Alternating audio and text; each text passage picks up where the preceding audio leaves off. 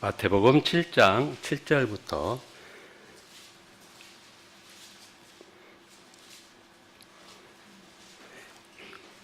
구하라 그리하면 너희에게 주실 것이요 찾으라 그리하면 찾아낼 것이요 문을 두드리라 그리하면 너희에게 열릴 것이니 구하는 이마다 받을 것이요 찾는 이는 찾아낼 것이요 두드리는 이에게는 열릴 것이니라. 독일의 한 청년이 침대 위에 병원 침대 위에 누워 있었고요. 하얀 가운을 입은 의사 선생님이 한마디 합니다. 그 청년에게 마지막으로 한마디 해라. 이 독일 청년이 큰 소리로 나를 구원해 주신 주님께 감사합니다. 이렇게 말을 했습니다. 그 청년은 이제 안타깝게도 설암, 혀에 암이 걸려서 혀를 자르는 그런 수술을 막 시작하기 직전에 마지막 자기가 말을 할 수 있는 마지막 순간에 한마디 해라 하니까 나를 구원하신 주님께 감사합니다. 이렇게 하고 이제 혀를 자르는 수술을 했다고 합니다.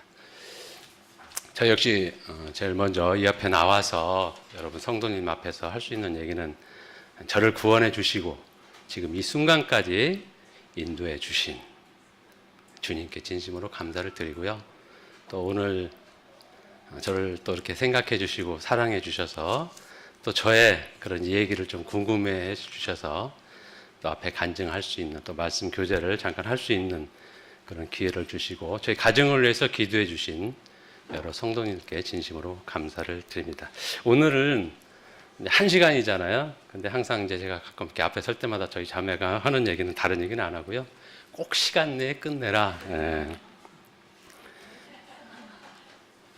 이제 애찬도 지금 맛있게 제가 내려가서 보니까 하고 있고 그래서 하여튼 시간 내에 늦지 않도록 끝내도록 하겠습니다. 구원 간증에 대한 그런 부분 어차피 저나 저희 가정에 대해서 궁금하신 분들이 많이 있고 일부는 또 알고 계시지만 그래서 살아온 얘기와 구원 간증 그리고 34년 동안 군생활을 통해서 하나님께서 역사하신 그런 놀라운 이 얘기 물론 다 이 얘기 말로 다 할 수는 없죠. 이 짧은 시간에 그러나 대표적인 얘기 말씀드리고요.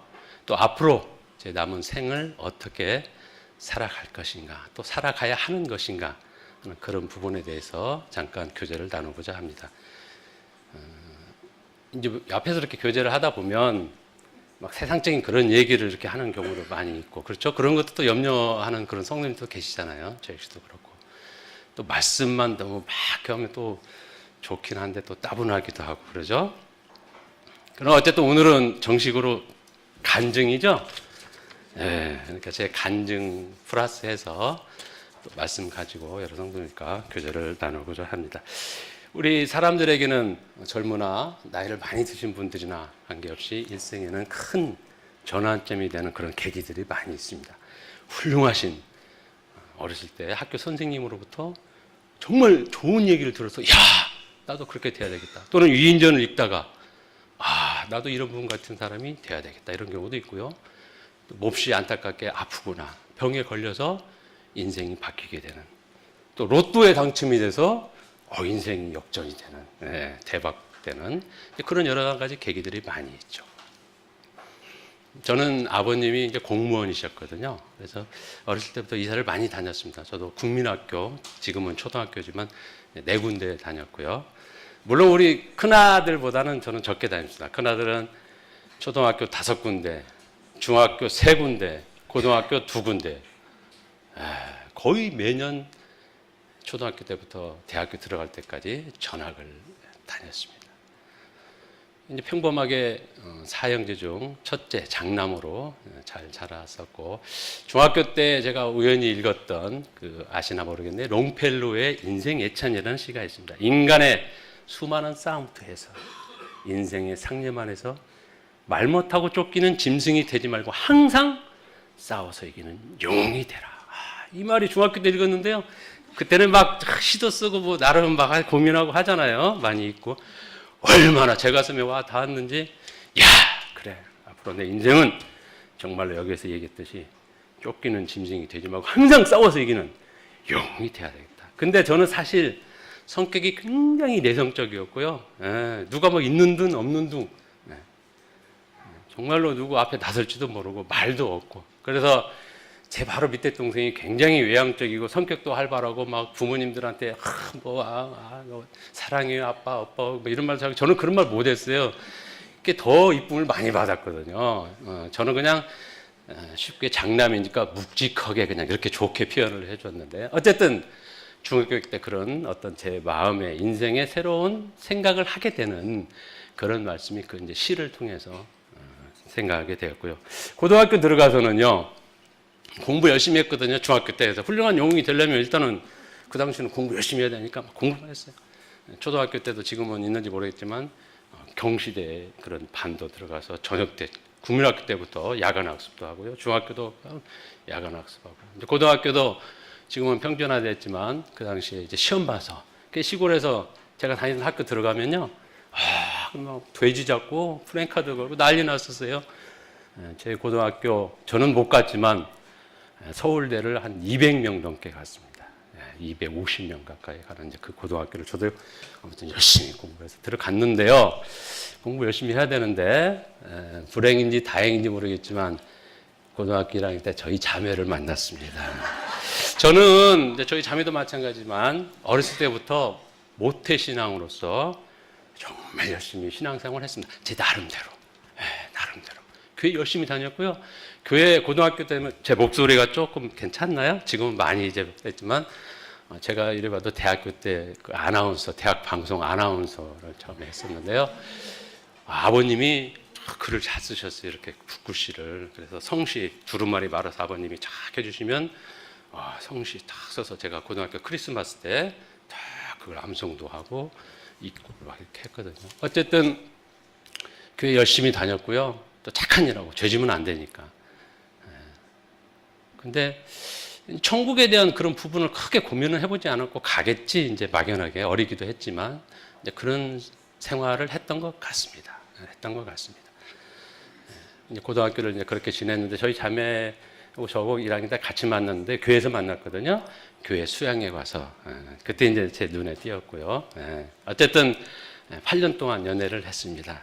뭐 지금하고 이제 좀 그 당시하고 분위기는 다르지만 교회에서, 그리고 정류장이 하나, 그 다음에 저희 집 뭐 이렇게 돼서 항상 학교에 그 콩나물 시루 같은 버스 막 차장이 그 당시에는 막 밀고 들어가라고 라이트하고 하던 그런 시절인데, 어쨌든 그 좁은 데 사람 많은 데서 제가 타고 한정거장 가면 저희 집사람 타가지고 저한테 막 어떻게 해서 오려고 했던, 그래서 거의 매일 만났죠. 고등학교 1학년 때부터 이제 그런 생활을 했고요. 또 고등학교 제가 끝나면 저희 집사람 학교에 가서 기다렸다가 같이 걸어서, 이제 그때는 뭐 차도 없고 그랬으니까 한 2시간 정도 둘이 천변을 걸으면서 뭔가 낭만을 얘기하고 미래를 얘기하고 시를 읊으면서 이렇게 또 집에 들어오고, 그러니까 거의 집사람을 매일, 또 주일날은 교회 가서 하루 종일 있고 이렇게 생활을 했습니다. 이 집사람을 만난 게 고등학교 때 하나의 인생의 전환점이 됐다는 거예요. 제가 보자마자 나는 저 여학생하고 결혼을 해야겠구나 이렇게 생각했거든요. 했잖아요. 그렇죠? 이제 고등학교 졸업하고 대학교를 들어갔는데 공부도 뭐 열심히 이제 고등학교 때 좀 안 했지만 어쨌든 장남이고 집안 공무원 그런 형편도 고려하고 그래서 욕심 같아서는 실력은 전혀 안 되지만 서울로 가고 싶었는데 사립학교도 있고 그렇잖아요. 근데 어쨌든 지방대인 제 고향인 전북대학교에 이제 들어갔습니다. 들어가서 학교 생활을 했고, 군에 대한 그런 부분에 있어서는 저희 아버님이 병 출신이었는데요. 군대 가서 엄청 맞으셨대요. 지금은 뭐 군대 최근에 갔다 오신 분들, 우리 형제님들 그런 거겠지만 예전에는 정말로 많이 맞았어요. 제가 소위 때 인간했을 때만 해도 제가 소대원들 뭐 좀 청소 안 하고 마음에 안 들면 야 병장한테 왜 이래? 그러면 밖에 나가서 지들끼리 쓱 나와 하더니 막 밖에서 우당탕탕 쿵쾅 꺼고 막 여기가 멍이 들어 들어오고 이제 그때는 그랬었거든요. 저희 아버님 때는 얼마나 그랬겠어요. 연세 드신 형님도 계시지만 매일 하루라도 저녁에 맞고 자지 않으면 잠이 안 오는 거예요. 언제 고참이 부를까? 막 삽으로 맞고. 그래서 그랬는지 모르겠지만 아버님이 저한테 너는 장교로 가라. 장교로 가라. 저는 생각도 전혀 안 했는데 그냥 놀기 바빠서 장교로 가라. 그래서 느닷없이 준비도 안 하다가 ROTC를 대학교 다니면서 지원을 했습니다. 근데 이제 ROTC도 제가 뭐 전혀 준비도 안 하고 막 가서 여러 가지 뭐 체력 측정도 받고 했는데요. 안 됐어요. 후보로 됐습니다. 후보로. 그게 되면 이제 계약하기 전에, 3학년 계약하기 전에 일주일 동안 MT라는 걸, 뭐 AT라는 거, 애니멀 트레이닝 뭐 이런 거 받아요. 하여튼 막 정말 그때 엄청나게 일주일 동안 인간 치아급을 못 받으면서 선배들한테, 아시죠? ROTC 선배들한테. 지금은 후배들 못 때리게 하는데 그 당시에는 엄청났거든요. 일주일 동안 막 산속에서 굉장히 하루 종일 시달리며 자꾸 하는데 다행스럽게도 이제 지금 생각해보면 준이 문해죠. 저는 후보로 있다가 마지막 그 교육 끝나는 마지막 날 누구 한 명이 도저히 못 받겠다고 자퇴했다고 저한테 연락이 갑자기 왔어요. ROTC 합격했으니까 오라고. 그래서 그냥 하루만 대충 때우다가 이제 ROTC가 됐습니다. 이게 누구한테 얘기 안 했는데요. 오늘 정말로 제가 이제 60 가까이 되면서 처음으로 성도님들 앞에서 솔직하게 얘기를 하는 겁니다. 그렇게 후보생 생활을 시작을 했습니다. 그런데 들어가서는요, 제가 중학교 때 읽었던 항상 싸워서 이기는 영웅이 되자 그 말을 항상 기억하면서 그렇게 내성적이던 제가 ROTC 들어가서 3학년 때부터 열심히 하고 또 투표함 앞에 나와서 발표도 하고 이렇게 해서 간부 후보생이 됐어요. 간부. 여기다가 또 명예위원장, 명예위원 이런 식으로 1학년 때부터. 1학년 때 이제 그렇게 간부 후보생이 되니까 저는 지금은 이제 몸무게가 많이 늘어서 이제 73kg 이렇게 되는데 그 당시에는 58kg, 60kg 했어요. 정말로 왜소했거든요. 그 체육과 나온 1년 선배들이 간부라고 일반 다른 후보생들하고 달리 너는 간부니까 좀 강하게 커야 돼. 그래서 여기다가 딱 넣어놓고 여기서 이렇게 큰 체육과 출신들이 팍 가슴을 밀면 저는 저희 가서 둥 가서 벽에 쾅 부딪히고 또 이런 강목이라고 하잖아요. 나무로. 40대를 여기 그대로 서서 맞았는데요. 여기 터져가지고 옷에 단복에 살하고 붙었어요. 피가 터져서. 그래서 일주일 동안 정말로 꼼짝을 못했어요. 대소변도 옆에 할머니가 요강 아시죠? 요강 옆에 놓으면 그거 간신히 가서 누구 다시요. 이런 식으로 일주일 동안. 그런 아주 그 외에도 뭐 말도 못하죠. 이제 후보생 들어가서도 새벽 차도 없는데 지금같이 새벽 5시에 걸어서 학교 1시간, 한 2시간 되게 가서 강의실에도 꼼짝도 못하네. 도시락 찬 것 그냥 먹고 나가면 선배들한테 혼나니까 이제 그런 후보생 생활을 사실 했습니다. 성도님들이 저를 보시기에는 이제 뭐 어떻게 생활했는지 뭐 장교라고 하니까 자매님들은 잘 모르시지만 병하고는 다르다고 하니까 뭐 대접받으면서 살았겠지 이렇게 생각하실지 모르는데요. 인간에서 가서도 쏘이 달고 처음에 가서 전방에 갔는데 선배들이 그냥 밤에 불러내가지고 이런 냉면 사발에다가 소주를 2병을 부어서 전부 다 강제로 먹이는 후배들한테. 저는 전혀 술도 못 마시는데 못 마시니까 안 마신다고 데려가서 그 개천 냇가에 가서 막 때리고 그 자갈밭에 물속에 굴리고 쏘이 달고도 장교로 갔는데도 정말 말도 못합니다 이게. 어쨌든 그런 이제 생활을 했고요. 군 생활에 대한 것은 다음에 이제 시간이 되면 조금 더 말씀드리겠지만 정말 결정적으로 제가 저희 아내에게도 감사하고 무엇보다 주님께 감사한 것은 결혼하고 나서 1986년도에 주님을 영접하게 되었습니다. 정말 큰 뭐 일생에 이것과는 도저히 다른 것과는 비교할 수 없는 엄청난 그런 전환점이죠. 아까 말씀드렸듯이 정말 제 나름대로 교회 열심히 엄마 뱃속에 있을 때부터 생활해왔고 열심히 다녔고 착한 일 했고 죄 안 지려고 저희 어머님이 그러셨거든요. 우리 큰아들은요 누구한테나 어렸을 때부터 여기 좀 옆에 좀 가서 서 있어 그 소리 한 번 안 했다고. 요즘은 안 그러는데요. 제가 좀 하여튼 그렇게 생활을 해와서 천국에 가겠지 했는데 아니더라고요. 이제 결혼을 하고 나서 그래도 이제 교회는 다녔거든요. 부대교도 다니고 이렇게 했는데 저희 동서 뭐 아시는 분들 다 아시겠지만 이제 서복주 형제님이 저희 동서신데 그 형제님도 교파교회 같이 다 다니고 했거든요. 저희 처형들도 그렇고 이제 저희 자매가 딸 넷의 막내딸이고요. 그 밑에 이제 처남에 있고 전부 다 정말 어머니 저희 장모님께서 장모님 권사님 기도 때문에 내 기도 때문에 너희들이 이렇게 잘 살고 있다. 항상 그렇게 말씀하시던 그런 철저한 기독교 집안이었습니다. 자칭. 그런데 서북주 형님이죠 진짜 육신적인 어느 날 갑자기 뭐 구원받아야 된다고 그러고 뭐 큰일 났다고 그러고 우리 동서들 처제들 우리 장인 장모들 큰일 났다고 그러고 막 이런 얘기를 했다는 소리가 이제 들리는 거예요. 그때는 뭐 휴대폰도 없고 그러니까. 근데 어쨌든 그런 소리를 자주 들었습니다. 한번 내려오라고 남원으로 하도 간곡하게 부탁을 하니까 마지못해서 여름에 한번 내려갔습니다. 제가 86년도 대위 막 달기 직전이었는데요. 내려갔습니다. 막 비가 오고 천둥치고 여름에. 근데 그 병원 집 방이 좀 큰데 거기에 이렇게 막 하얀 두건 이렇게 쓰고요. 몇 분 자매님들하고 형님들이 앉으셔서 기도하고 막 찬송 부르고 하는데 이상하잖아요. 제가 그동안 다녔던 이런 기독교 장로교회를 제가 다녔는데 뭔가 다르잖아요.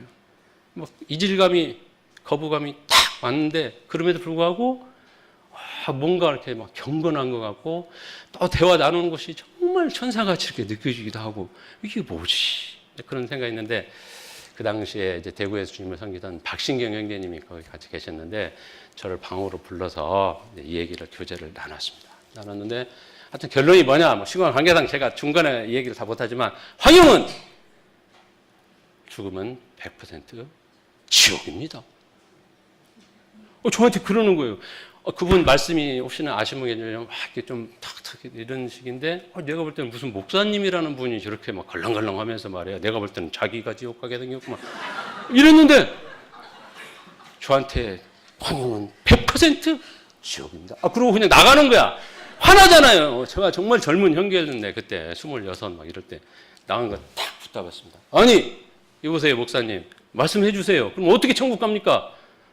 막 정말 한 대 치려고. 그랬더니 또 한번 들어보더니 돼지한테 진주 먹구를 줘봤자 소용이 있을까요? 이러고 그냥 나갔습니다.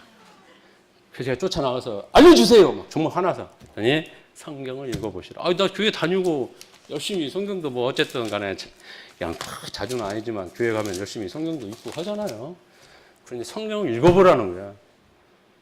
특히 로마서, 뭐 히브리서, 또 사복음서 이렇게 읽어보라고 이렇게 말씀을 하시더라고요. 그래서 제가 오기로 야 가자 하고 집사람하고 그냥 그 밤중에 어쨌든 대전으로 다시 올라왔습니다. 올라와서 그때부터 한 석 달 동안을 그냥 눈만 뜨면 성경 읽었습니다. 제가 한 신약을 한 30번 정도 읽었던 것 같아요. 그냥 아니 밥 먹으면서도 하고 화장실 가서도 물론이고 근무 잠깐 짬내서도 하고 훈련 나갈 수도 있고 계속 보자. 그래. 지가 말이야 무슨 뭐 성경에 나 뭐가 있다고 성경을 보라고만 알려주고 수없이 봤는데 몰랐거든요. 그래서 이제 어느 날 한 석 달 정도 지난 어느 날 밤에 이제 저희들 군인들 일찍 근무 쓰잖아요. 이제 간부니까 병사들 자게 하고 밤을 꼬박 새워서 이제 당직 완장차고 근무를 합니다. 한 새벽 2시 반쯤 이렇게 사무실에 앉아서 행정반에 앉아서 쫙 봤는데 로마서 3장 23절 말씀 한번 보실까요? 다 아시는 말씀이시죠?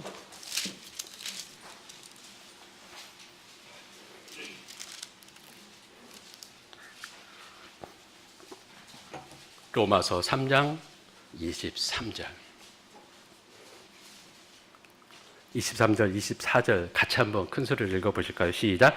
모든 사람이 죄를 범하였음에 하나님의 영광에 이르지 못하더니 그리스도 예수 안에 있는 속량으로 말미암아 하나님의 은혜로 값없이 의롭다 하심을 얻은 자 되었는지라. 이 말씀이 그 새벽 2시 반에 수없이 봤던 이 말씀이 갑자기 이런 말씀이 있었어?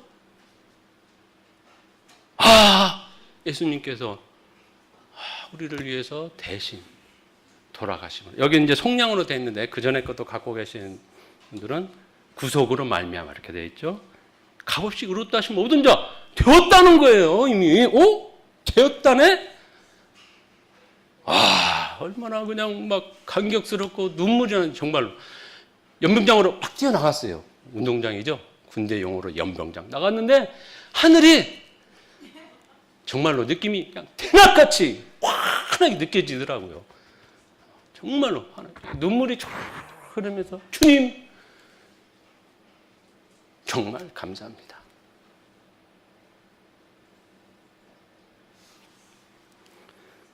정말 저 같은 죄인을 이렇게 구원해 주시더니 그때 제가 주님을 이제 영접을 했습니다.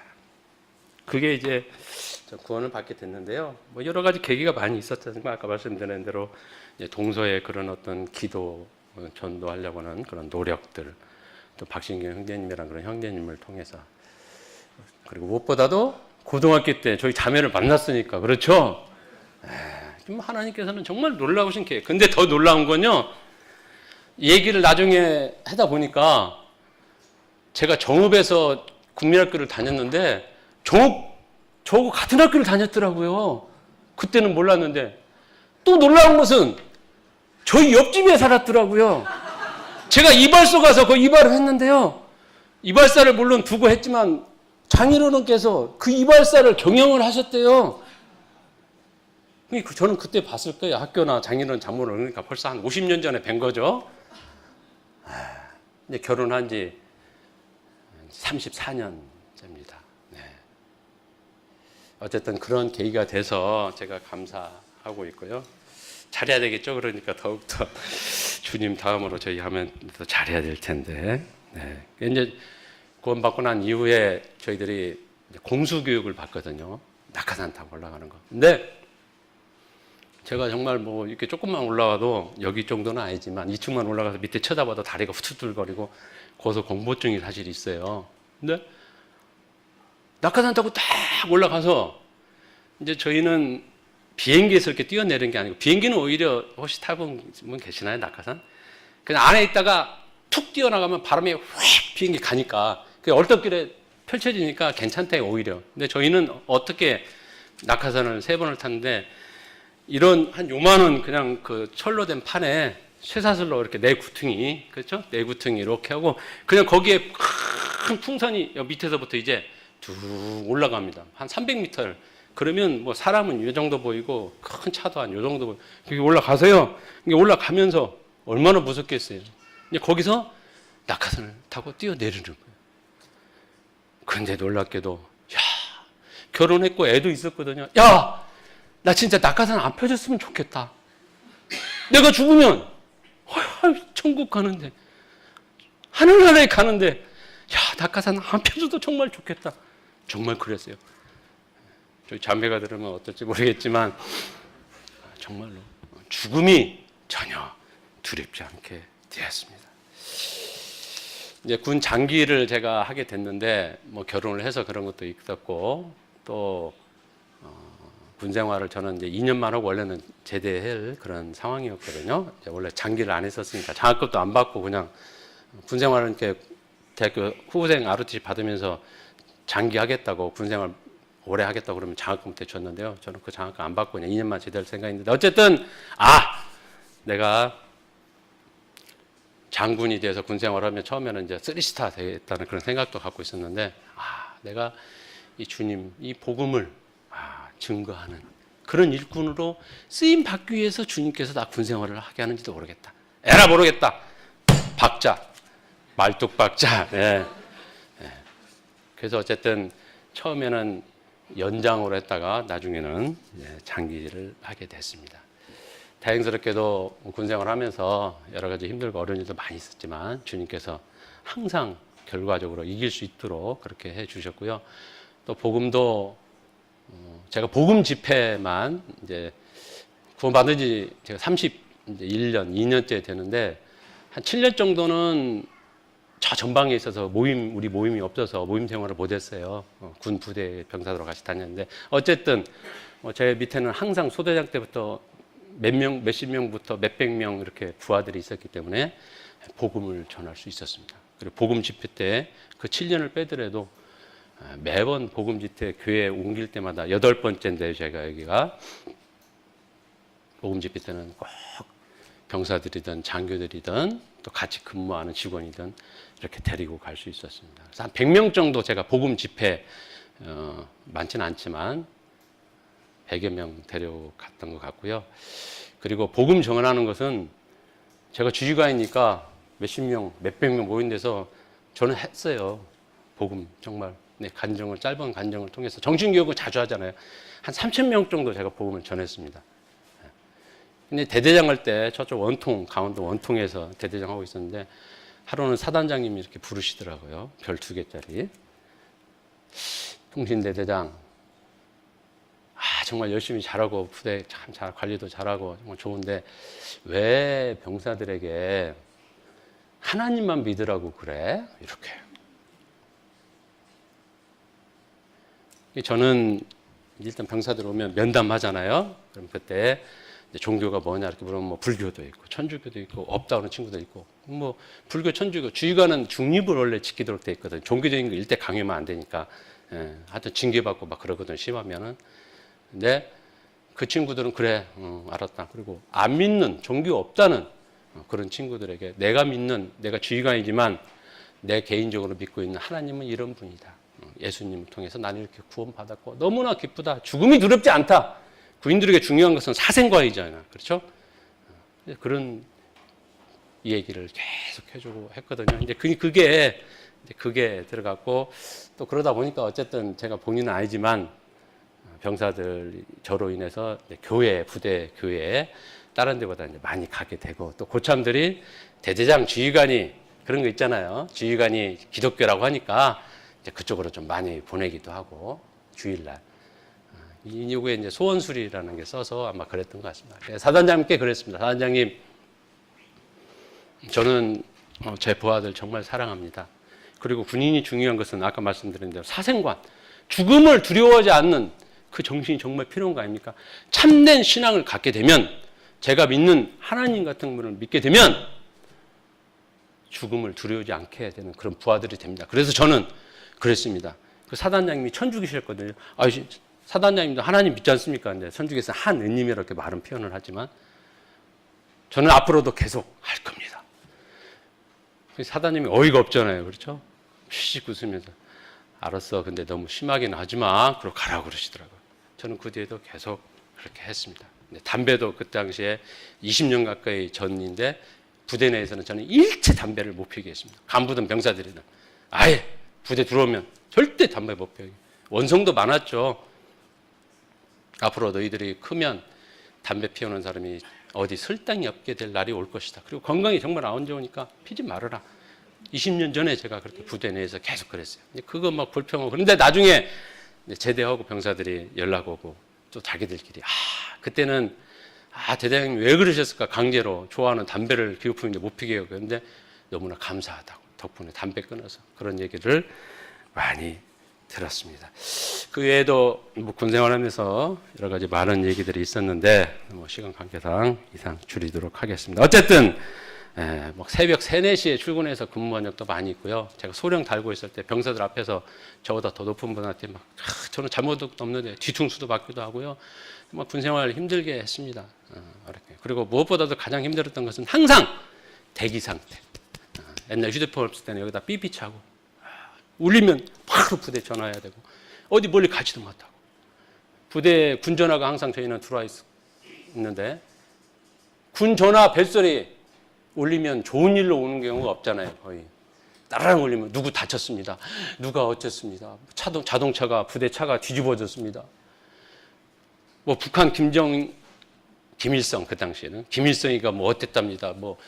이웅평이 비행기 타고 넘어왔습니다. 실제 상황입니다. 막 그때 그랬어요. 그럼 밖에 있다가 막 들어가요. 그 긴장감 참 이루 말할 수가 없습니다. 그럼에도 불구하고 에스더가 모르드게 청에 의해서 아우스레로 왕에 나갈 때 뭐라고 그랬죠? 죽으면 죽으리라. 죽으면 죽으리라. 그렇게 저는 마음을 먹고 또 그렇게 했어요. 그렇게 했어요. 그리고 빌립보서 4장 13절에 잘 하신 말씀, 내게 능력 주시는 자 안에서 내가 모든 것을 할 수 있느니라. 그냥 뭐든지 할 자신이 생기더라고요. 중학교 때 생각했던 항상 싸워서 이기는 영웅이 내가 노력해도 되는 게 아니라 나의 든든한 백, 누구한테 짜웅하고 그럴 거 없이 진급 1차로 착착착 했거든요. 이거 누구 백으로 이렇게 했냐고. 나 주님 백. 주님 백 이렇게 당당.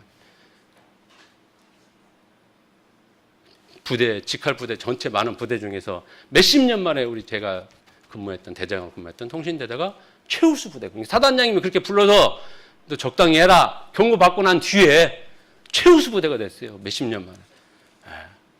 너무나 놀랍고 감사하고 항상 승리할 수 있는 그러한 삶을 살 수가 있었습니다. 그리고 마지막에도 뭐 장군에 대한 그런 뭐 천망도 있었고 뭐 주위에서도 그런 기도도 해준다 하고 뭐 했었지만 제가 이제 포기를 하고 학군 단장으로 대학교 학군 단장으로 제가 내려갔거든요. 내려가게 된 뒤에는 뭐 여러 가지 계기도 있지만 저는 항상 이렇게 이게 작은 병을 가지고 다닙니다. 뭔지 혹시 아시는 분 계세요? 지난번 저희 구역 모임 때 잠깐 들으신 분도 계신데 저하고 저희 자매는 같은 날 침례를 받았습니다. 근데 같은 달에 협심증 진단을 받아서 똑같은 병실에서 한 달 안에 같이 수술을 했습니다. 조금만 늦었으면 하늘나라에 먼저 주님 배울 그런 영광된 순간이 있을 수도 있을 그런 소리를 들으면서 그래서 지금 이 순간도 저나 저희 자매는 언제 자다가 주님께서 부르실지도 모른다는 그런 생각으로 항상 이제 요건 심장마비가 갑자기 오게 되면 혀 밑에 이렇게 쫙 뿌리는 거거든요. 혈관을 확장시켜주는 이 막힌 혈관을. 그래서 요걸 항상 갖고 다닙니다. 내가 우리 자매가 오늘 앞으로 몇 분 후에 갑자기 쓰러질 수도 있다는 그런 생각. 그러니까 죽으면 죽으리라 하는 생각 이렇게 주님께서 너무나 놀랍게. 그리고 또 하나는요. 만약 저나 자매가 혼자만 아팠다면 매일매일 약 먹고 막 6, 7알씩 먹는데 그거 뭐 깜빡 잊어버릴 수도 있고 맨날 아파가지고 이럴 수도 있고 그렇잖아요. 근데 똑같이 아프니까 여보 약 챙겼어? 먹었어? 먹어. 둘이 매일 하루 일과가 너무나 감사하죠. 아픈 것도. 그래서 기왕 아프려면 그러면 안 되지만 부부가 같이 아픈 것도 그것도 주님 은혜인 것 같다는 생각도 해보게 됩니다. 너무 놀랍죠. 그리고 저희 애들은 지금 미국에 있는데요. 둘 다 이제 아들이고 큰애는 33살, 작은 애는 30살 그랬습니다. 그래서 큰애도 미국 가서 한 이제 6년째 되는데 7년 굉장히 고생도 많이 했죠. 미국 가서 서름도 많이 받고 또 미군 근무를 했는데요. 인종차별 엄청 받았대요. 그것도 상급자가 흑인 여자한테 엄청. 근데 어쨌든 제대해서 지금은 세계의 5위 안에 드는 그런 아주 유수한 정부 기관 방산 업체에 취업을 해서 정말로 감사하게 잘 살고 있습니다. 작은 애는 초등학교 이제 6학년 말부터 태권도를 했거든요. 태권도. 체육고등학교 나오고 대학교도 태권도 학교 나오고 그래서 수없이 운동하면서 부러지고 발 부러지고 팔 부러지고 너무나 안타깝고 그래서 아마 저나 저희 집사람이 심장병이 걸렸는지 모르겠어요. 정말이에요. 이 스트레스가 사실 저 군생활 때문에 엄청 스트레스 받아왔을 것 같잖아요. 그렇죠? 저희 자매 경기장 가가지고 그 애 운동하면 때려 야 세상에 부모가 돼가지고 상대방 아이를 나와 같은 아이를 야 때려 돌려차 그랬거든요. 이렇게 중학교 3년 고등학교 3년 근데 놀랍게도 주님께서 어느 순간에 막 시합을 내일 이제 전국체전 나가기 전날 갑자기 허리가 좀 아파서 병원 갔더니 어떻게 이런 애가 운동을 했냐고 주전자나 들고 다니는 애가 운동하면 안 돼 허리가 뭐 안 좋았다고 그래서 전부 다 막 말리고 체육위원회 막 사범들 코치들이 그냥 내일 하루만 뛰어다게 해달라 학교 명예를 위해서 명예를 위해서 했는데 그날부로 그냥 그만뒀습니다. 나중에 이제 몇 년에 가서 보니까 왜 운동을 안 했냐고 그 똑같은 병원에서 그래가지고 지금 미국 가서요 태권도 도장 그것도 도장도 어떻게 꾸리고 하는 것이 정말 우리 인간의 잠언 16장 9절 하시나요? 사람이 자기의 길을 계획할지라도 그 걸음을 인도하신 자는 여호와시니라. 작년에 미국 가서 2달 있으면서 너무나 그걸 그냥 절실하게 느끼고 저희 부부가 왔습니다. 어쨌든 여러 가지 힘들고 어렵고 우리 생각으로는 정말 이루어질 수 없는 그런 놀라운 방법으로 체육관을 오픈을 해서 지금 매일 전화해서 아빠 엄마 오늘 또 한 명 또 왔어요. 또 왔어요. 막 어른들이 와갖고 좀 가르쳐 달래요. 막 등등 잘 되고 있답니다. 태권도 도장이. 너무나 감사해요. 그 운동할 때는 엄마 아빠 저 공부 좀 하게 해주세요. 방학만 되면 애들이 좋아할 텐데 방학만 되면 하자마자 합숙훈련 들어가고 막 새벽부터 밤늦게까지 뛰고 맞고 체중 감량하기 위해서 그 사우나실에 들어가서 여기다 땀복 입고 사우나실에 들어가서 푹푹 찌는 그냥 들어가서 거기서 뛰는 거야. 땀을 그냥 비오듯이 있어요. 그러면 저도 애 혼자 놔두기 뭐하니까 옆에서 같이 체육복 그냥 그 핀 거 입고 들어가서 같이 이게 눈물인지 땀인지 모르게 줄 흘리면서 그렇게 고생을 했거든요. 근데 지금은 아빠 엄마 저 운동 시켜주셔서 감사합니다. 그러니까 우리가 생각하고 우리가 계획하고 우리가 어떤 뜻을 이루고자 하는 것이 우리 마음대로 되는 게 아니고 이미 주님께서 정말 감사하게도 우리 애들도 20년 전에 구원을 받아서 모임 안에서 형제입니다. 근데 지금은 그쪽에 미국 워싱턴까지 조금 금방 있긴 한데 저도 이제 작년에 저희 자매랑 가서 워싱턴 모임 가서 예배도 드리고 애들하고 같이 했는데 우리 모임에는 지금 거의 멀어서 못 나가고요. 큰 이제 한인교회 이렇게 다니고 있거든요. 어쨌든 그렇게 다니면서도 복음 증거하고 우리 작은 애 소망이 지금 태권도 도장을 주일날에는 교회로 우리 가족부터 이제 저희 다 들어가고 애들 가족부터 이렇게 예배를 드리고 나오는 학생들 어른들 나와라 해서 거기서 주일날에는 교회로 이렇게 예배 드리는 곳으로 삼고자 하는 그런 기도를 우리 아들이 하고 있어요. 정말 아빠지만 그런 면이 참 대견스럽고 그렇습니다. 어쨌든 성도님도 많이 기도를 해주시기 바랍니다. 성경 인물 중에 여러 가지 이제 우리가 또 존경하고 멘토 삼고자 하는 그런 인물들이 많이 있죠. 저는 여호수아 그 중에서도 많이 있지만 제가 군생활을 통해서도 많은 또 교훈이 되고 힘이 됐었는데 여호수아 얘기를 잠깐 여러분들과 같이 나누고자 합니다. 여호수아 1장 1절입니다.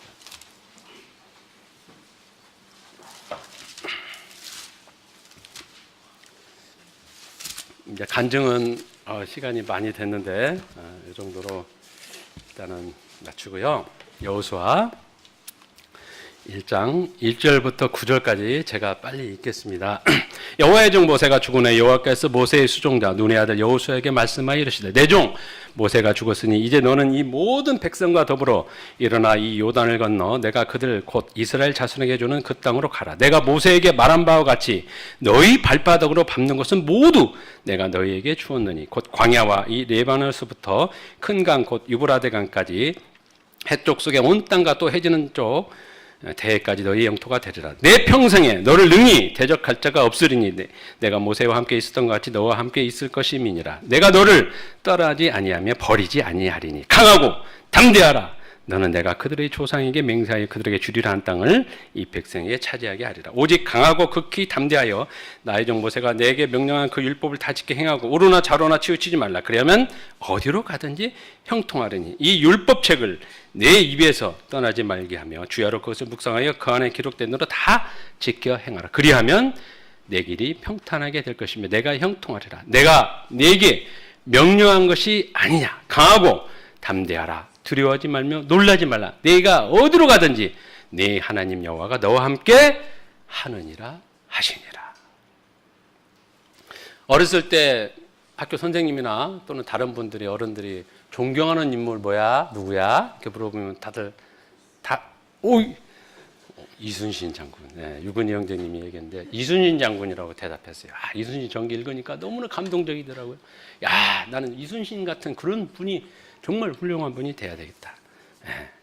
네. 이제 주님 영접하고 나서 물론 그 전에도 주님 알기 전에도 여호수아에 대해서는 뭐 들어서 알고 또 봐서 알았지만 어쨌든 여호수아는 정말로 저 하나의 신앙생활의 모토 또 군생활의 그런 어떤 멘토가 되었습니다. 민수기 13장 30절이나 14장 9절에 보면 이런 말씀 나오죠. 가나안 땅 정탐 후에 우리가 곧 올라가서 그 땅을 취하자. 능히 이 일이라. 곧 그 땅 백성들을 두려워하지 말라. 그들은 우리의 뭐라고요? 지금 개역 개정에는 먹이라 이렇게 되는데 그 전에는 밥이다. 예, 저는 그 말씀이 그들은 너희의 밥이다. 얼마나 이게 그걸 우리한테 지금 하시는 말씀이시잖아요. 그렇죠? 갈렙과 여호수아가 얘기했던 그들은 너희의 밥이다. 사실 여호수아는 이미 다 준비된 사람이었잖아요. 그죠? 리비딤에서 모세와 함께 아말렉 족속을 싸워서 이겼고 또 시내산에 율법을 받기 위해서 모세와 같이 동행했었고 또 모세가 여호수아 이자가 내 후계자다. 인도자가 될 것이다. 이렇게 공표도 했었고요. 신앙적으로, 육체적으로, 정신적으로 다 준비된 그런 사람이었습니다. 훌륭했어요. 그럼에도 불구하고 많은 그런 또 어려움이 있었던 것 같습니다. 모세가 죽고 난 이후에 이제 자기가 뭔가 하나님 이제 명예에 의해서 또 이스라엘 백성 뜻에 해보려고 했지만 모세라는 그런 그림자가 또 있잖아요. 그러니까 마음대로 좀 하기가 그렇죠? 우리도 그렇지 않습니까? 조직 가운데서도 전임자가 워낙 강하고 잘해놓으면 그런 부분이 있었고 또 가나안 땅을 점령해야 되는 그런 목표를 가지고 있었어요. 책임. 그리고 백성들은 얼마나 수시로 또 변덕스러웠습니까? 그래서 그런 책임감, 중압감 또는 어떨 때는 막 소외감도 느끼고 그랬겠죠. 정말 어려운 가운데 있었습니다. 그럼에도 불구하고 하나님께서 이미 주셨다는 그 믿음, 확신을 가지고 있었기 때문에 그 어려움을 여호수아는 다 극복할 수가 있었습니다. 모두 내가 너희에게 주었느니 내 평생에 너를 능히 대적할 자 없으니 내가 모세와 함께 있었던 같이 너와 함께 있을 것이라. 내가 너를 떠나지 아니하며 버리지 아니하리라. 1장 3절 5절 나와 있죠. 그렇죠? 그리고 9절에 뭐라고 그랬죠? Have I not commanded you? 내가 너에게 명령한 것이 아니냐. 명령을 했다고 하나님께서. 뭘 가서 뭘 바쳐라. 네 목숨을 바쳐라. 이게 아니고 강하고 담대하라. 두려워하지 말며 놀라지 말라. 그게 하나님의 명령이라는 거죠. 지금 이 순간 우리에게 주시는 그런 말씀이신 것 같습니다. 인생을 살다 보면 힘들고 어려운 그런 역경이 많이 있죠. 물론 좋은 때도 많이 있지만 오르막이 있으면 내리막이 있고 내리막이 있으면 또 오르막이 있다는 우리가 얘기를 많이 하지 않습니까? 인생에 여러 가지 많은 역경이 있지만 말라기 3장 6절 나 여호와는 변하지 아니하나니 하나님은 불변하신 모순됨을 알지 못하시는 분. 로마서 4장 22절 약속하신 그것을 또한 능히 이루실 줄을 내가 안다. 사도 바울이 고백했듯이. 그래서 그런 하나님께서 이미 주시리라 하는 약속을 믿고 확신하고 더 나아가서 순종했기 때문에 여호수아는 성공할 수가 있었습니다. 여호수아 10장 25절 잠깐 보시겠습니다.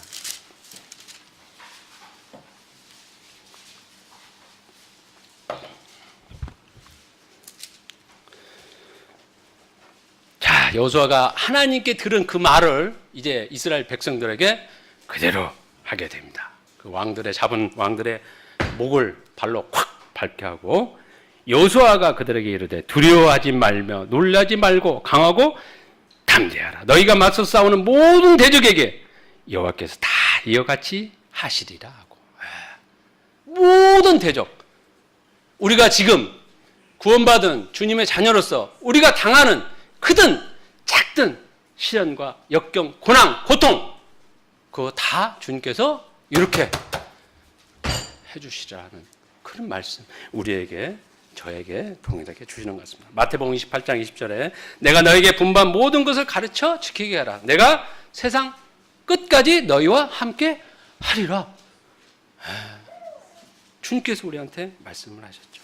아무튼 시간 관계상 다 찾아볼 수는 없지만 또 바울이 고린도후서 12장 10절에도 얘기했죠. 그러므로 내가 그리스도를 위하여 약한 것들과 능욕과 굽빛과 핍박과 곤란을 기뻐하노니 이는 내가 약할 그때 곧 강함이니라.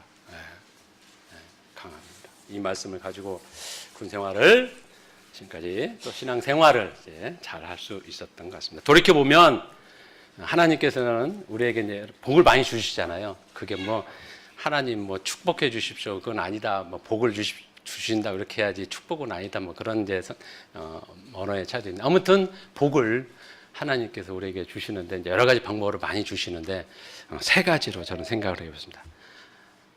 누구든지 그렇죠. 자격이 제한이 없는 거죠. 자격의 제한이. 예. 술이나 담배 이렇게 팔려고 그러면 주민등록증 보자 그러고 자격이 있잖아요. 그죠? 예. 어디 뭐 하려고 그러면 자격 걸려서 못하는 경우. 운전면허 따려고 그러면 나이 몇 살 이상 이렇게 그런 자격들이죠. 그런데 주님께서는 요한복음 3장 16절 하나님께서 세상을 이처럼 사랑하사 독생자를 주셨으니 이는 저를 믿는 자마다 멸망치 않고 영생을 얻게 하려 하십니다. 믿는 자마다 믿기만 하면 아무도 자격 주지 않고 다 하나님께서 구원해 주시고 복을 주신다는 거예요. 아무런 조건이 필요 없는. 두 번째, 언제든지 상품도 유효기간이 다 있잖아요. 먹는 거나 또 쓰는 거. 그 기간 지나면 상하기도 하고 못 쓰잖아요. 그렇죠? 그런데 하나님께서는 전도서 3장 14절에 무릇 하나님이 행하시는 모든 것은 영원히 있을 것입니다. 영원히. 그 외에도 많죠. 저희 아들하고 통화할 때 항상 시간을 먼저 봅니다. 통화하고 싶고. 애들이 전화 오면 몇 시지? 왜? 여기는 지금 이제 1시 다 되는데 그쪽은 밤 11시입니다. 10시간 차이가 나거든요. 그러니까 여기는 저희는 낮이지만 거기는 밤이거든요. 그러니까 아무 생각 없이 딱 전화하면 걔들은 자고 있을 수도 있고. 그러니까 저희는 시간을 볼 수밖에 없어요. 근데 하나님께서는 우리가 여기가 밤이고 미국이 낮이지만 하나님께는 낮과 밤이 의미가 있습니까? 없잖아요. 우리 인간에게는 지금 밤이라서 조심하고 전화 안 하지만 하나님께는 아무런 의미가 없다는 거예요. 어디든지. 무릇 하나님이 생하시는 모든 것은 영원히 있을 것이라. 또 어디든지 공간 제한. 공간에 제한이 없다는 거죠. 미국에 여행하려면 본격적으로 그런 어떤 비자를 받거나 영주권을 받거나 이런 경우도 있지만 그냥 여행하려면 요즘은 이스타라는 전자여권을 3개월 신청을 해서 그걸 받아서 여행을 하게 됩니다. 3개월만 미국 여행은 그렇게 하도록 지금 되어 있어요. 제한이 있잖아요. 그렇죠? 그리고 그게 만약에 통과가 안 되고 미국 들어갔다가도 뭔가 좀 걸리고 말 한마디 잘못해서 지난번에도 옹창 내려보지도 못하고 그냥 공항에서 다시 또 비행기 타고 쫓겨나왔죠? 어디 가서 그냥 이거 좀 일 좀 하려고 그런다 했더니 그냥 다 단체로. 제한이 워낙 많은데. 그런데 여호수아 1장 9절 아까 우리 읽은 대로 내가 어디로 가든지 내 하나님 여호와가 너와 함께 하느니라. 누가복음 17장 21절 주님께서 바리새인들에게 말씀하시죠. 하나님의 나라는 너희 안에 있느니라. 여호수아 1장 3절 너희 발바닥으로 밟는 것은 모두 내가 너희에게 주는. 그러니까 우리가 어딘 가든지 우리가 발바닥으로 걸어가는 곳에는 그게 미국이든 유럽이든 어디든 다 하나님께서 함께 하시고 우리한테 주셨다고 말씀. 제한이 전혀 없다는 거죠. 이사야서 41장 10절 한번 보시겠습니다.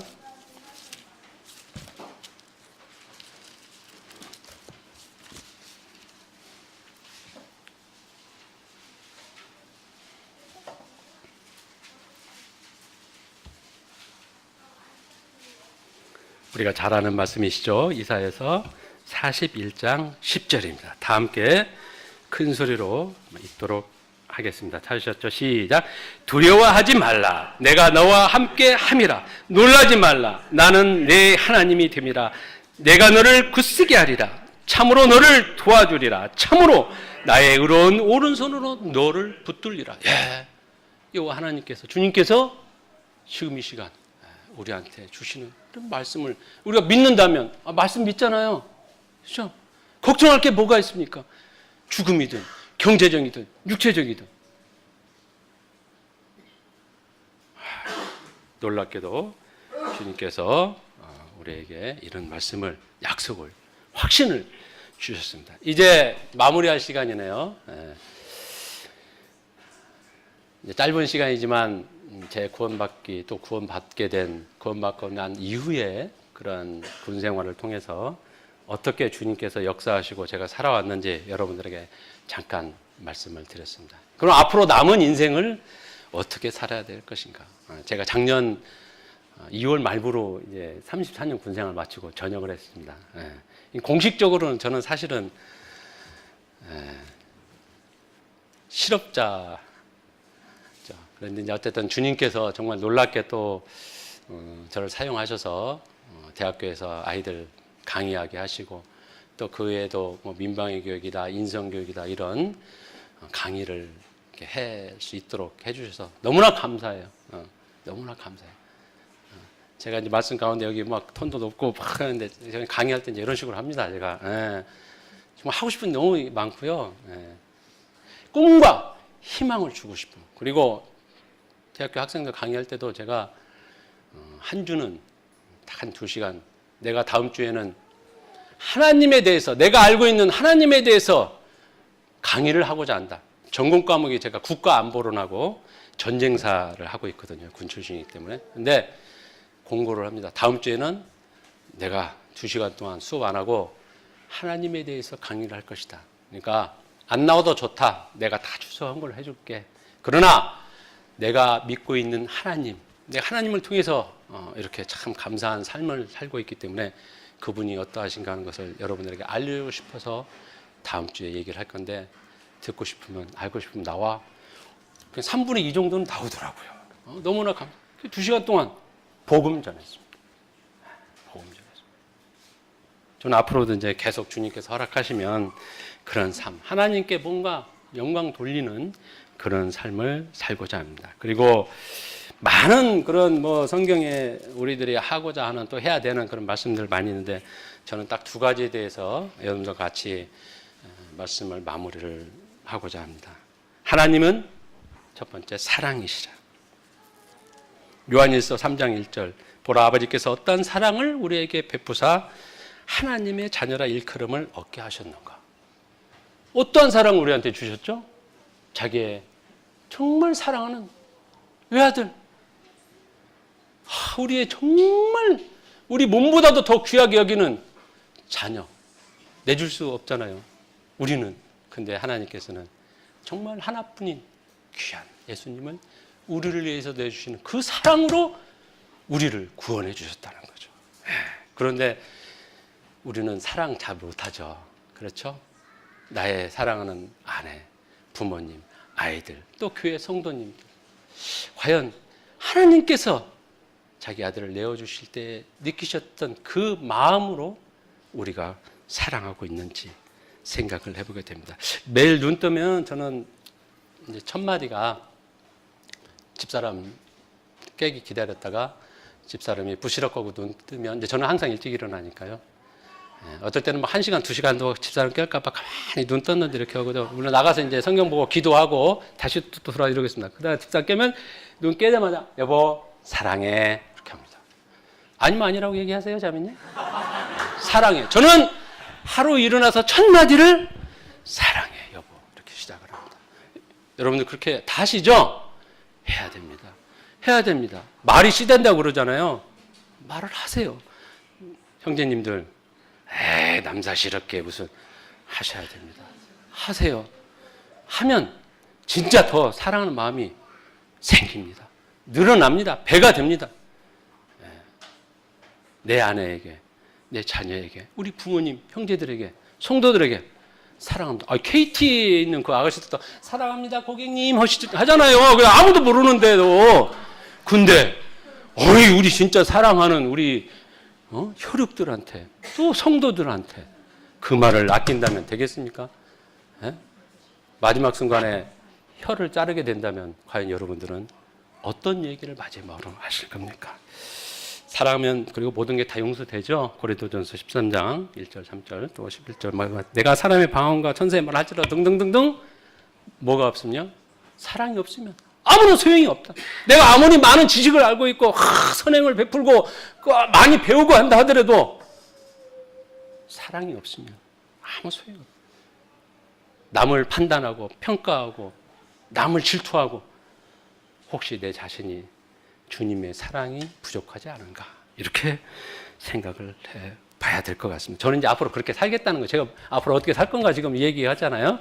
그렇게 이제 살겠다는 겁니다. 그리고 사랑 중에 제일 귀한 사랑, 뭐 아가페적인 사랑, 뭐 에로스적인 사랑, 필레오적인 사랑, 뭐 이런 게 많이 있지만 저는 강의할 때 학생들에게 짝사랑이 제일 고귀하다고 난 생각합니다. 짝사랑. 짝사랑이 뭐죠? 상대방이 어떻게 나한테 생각하고 어떻게 대하든 관계없이 일방적으로. 그렇죠? 주님께서, 하나님께서 외아들 대신 우리 주 예수 그리스도를 우리를 위해서 십자가에 박으실 때 우리가 뭘 잘해서 그랬습니까? 우리의 뭔 이쁜 모습이 있어서 그랬어요? 아니잖아요. 그냥 짝사랑하신 거잖아요. 그렇죠? 우리는 하나님으로부터 짝사랑을 받은 거예요. 우리가 먼저 사랑했습니까? 짝사랑하십시오. 형제님한테, 자매님한테, 부모님한테, 아이들에게. 우리 교회 안에서 성도님들 짝사랑하십시오. 저 형제가, 내 아내가, 내 남편이, 우리 부모님이, 우리 아들이 나한테 어떻게 하든지 간에 짝사랑을 해야 됩니다. 저 이제 그렇게 살겠다는 거고요. 두 번째는 저희 집 가훈은 데살로니가전서 5장 16절 18절 잘 아시죠? 항상 기뻐하라, 쉬지 말고 기도하라, 범사에 감사하라. 이게 저희 집 가훈입니다. 애들에게도 제가 수시로 써서 편지도 보내고요. 항상 기뻐하라, 쉬지 말고 기도하라, 범사에 감사하라. 이 감사, 날 구원하신 주 감사, 장미꽃 감사, 가시넝쿨도 감사. 모든 게 나한테 어떤 고난과 역경이 와도 그거조차도 감사. 그렇게 보니까 정말 감사하더라고요. 감사할 줄 압니다. 저녁하고 나니까요, 제가 받던 봉급의 연금 제가 이제 지금 받고 있잖아요. 이제 저희 자매가 가끔 연금 인생이라고 이렇게 얘기를 하는데, 딱 2분의 1, 2월 말부로 딱 제대하고 3월 달에 딱 연금 받았는데 2월 달 받던 것에 2분의 1을 뭐 10%, 20%도 아니고 2분의 1 갑자기 여러분 한번 생각해 보세요. 단돈 몇만 원만 살림 쭉 하다가 제가 지금 살림을 하고 있는데요. 저희 집에서 저희 자매 골치 아플까 봐 내가 할게 해서 지금 한 20년 가까이 제가 살림을 하고 있습니다. 많이 골치 아파요. 그런데 그 2분의 1로 딱 줄어드는데 얼마나 타격이 큽니까? 그런데도 불구하고 매일 아침에 식사는 제가 책임지거든요. 오늘은 이제 모처럼 자매가 오늘 간증한다니까 힘내서 잘하라고 맛있는 밥 해주고 국도 해줬는데요. 다른 때는 제가 합니다. 계란 후라이도 하고요. 정 없으면 라면이라도 끓이고 밖에 나가서 나가가지고 운동삼아 가서 새벽에 나가가지고 잠에 잘 때 콩나물국밥 4,000원짜리 콩나물국 하나 사다 둘이 나눠 먹으면 되거든요. 김밥 1,500원짜리 2개 사다가 아침에 어쨌든 제가 아침 합니다. 책임을 집니다. 그런데요, 너무나 감사하더라고요. 제가 봉급 많이 받았을 때 느끼지 못했던 그런 감사가 3,800원짜리 콩나물국밥 둘이 나눠 먹고 김밥 1,500원짜리 하나씩 나눠 먹으면서 너무나 맛있고 감사하더라고요. 지금 그렇게 감사함으로 살고 있습니다. 너무나 감사. 앞으로도 그렇게 하고요. 미국에 있는 아이들도 그렇게 놀랍게 인도하신 주님 은혜도 진심으로 감사를 합니다. 그리고 감사하면 후히 채워주시오. 그렇죠? 내려놓아야 되죠. 누가복음 6장 38 주라 그리하면 너에게 줄 것이니 곧 후히 대어 누르고 흔들어 넘치도록 하여 너희에게 안겨주리라. 그렇죠? 우리 주 예수 그리스도 말미암아 우리에게 승리를 주신 하나님께 감사하노라. 고린도전서 15장 57절 빌립보서 4장 6절 아무것도 염려하지 말고 다만 모든 일에 기도와 간구로 너희 구할 것을 감사함으로 하나님께 아뢰라. 다 채워주신다 했잖아요. 로마서 8장 말씀 몇 구절 보시고 이제 마치도록 하겠습니다. 시간이 딱 정확히 되었네요. 로마서 8장입니다. 정말 저는 이 로마서 8장 말씀을 통해서 항상 큰 위로와 힘이 됩니다. 로마서 8장 28절입니다.